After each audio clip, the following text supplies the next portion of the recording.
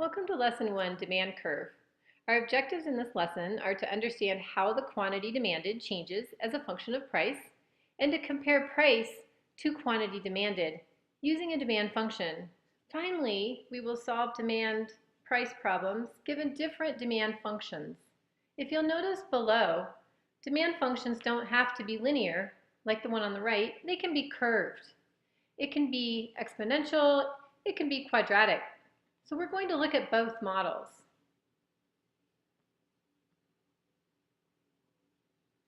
Now I want you to think about this.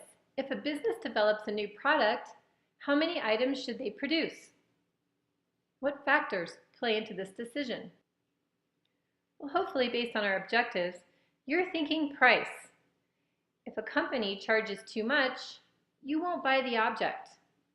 If they lower their price, the demand goes up. This is an inverse relationship. When one variable goes up and the other goes down, that's called an inverse relationship. And if we look back at these graphs on our objectives page, as the price goes up, the quantity demanded goes down. And vice versa. As the price goes down, the quantity demanded will go up. As you can see, graphs can help us visualize. So depending on price, more or less quantity will be demanded. All right, let's look at our demand function. Our demand function compares quantity Q demanded with price P charged.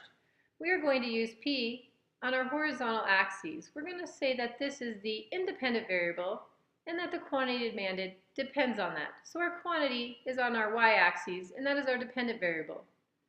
Graphs can be used to model trends in consumer interest, so they're important visually as well as to make predictions.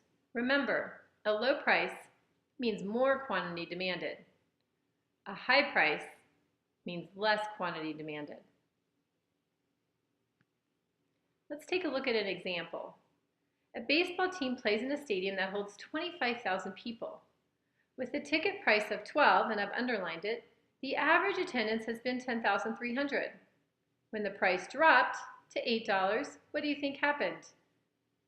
The average attendance rose. It rose to 16,500. We want to find a demand function, and we're going to assume it's linear. We're going to call it Q of P. That's the quantity demanded based on the price, where P is the price charged. So our typical linear equation is in this form, y equals mx plus b, but we're going to use the correct variables since we're dealing with an actual situation. So we're going to use function notation. Quantity is dependent on price. So our quantity demanded is equal to our slope times our price plus our y-intercept or starting point. How would we start this problem? Well, when you start this problem, all we have are some numbers. So we need to come up with a set of points. If we can come up with a couple set of points, we can find our slope. Well, again, I underlined these points for a reason. At $12, our attendance was 10.3. At 8, it was 16.5. So let's look at those points.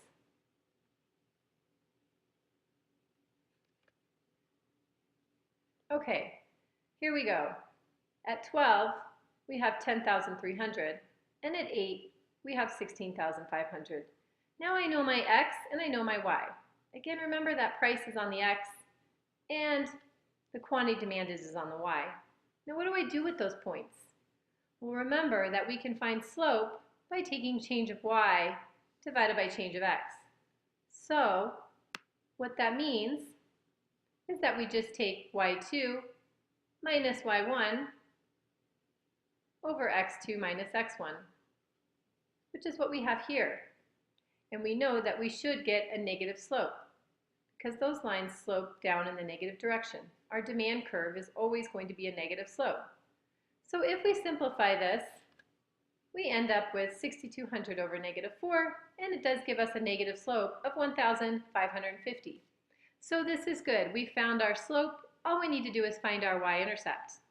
And in order to do that, we just need to pick one of these sets of points to plug in for our x and y variables in order to find our b. Okay, let's go ahead and pick one of our points.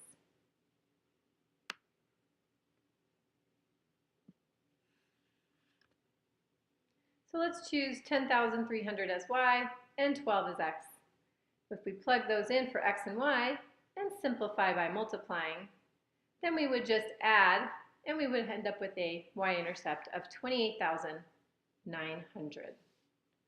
Okay, so now we have our y-intercept, we have our slope, we can actually write our function. Y equals negative 1550x plus 28,900. Problem is, we need to use our function notation. So let's go ahead and substitute y with q of p and x with p. Now we have our demand function, we are ready to do some analysis.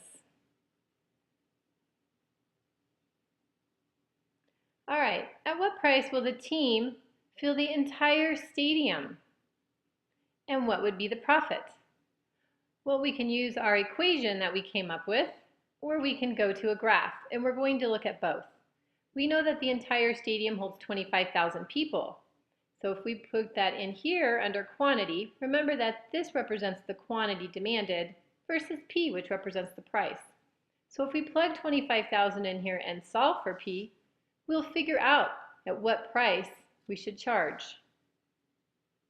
So here we are. Now let's go ahead and simplify. We are going to subtract 28,900 from both sides. And then we need to divide by negative 1550 to isolate P. So we're just doing some basic math solving, and we get a price of $2.52. Okay, let's check this on our graph. On the graph, I have plugged in our equation under our Desmos online graphing calculator, and we have our linear function graphed.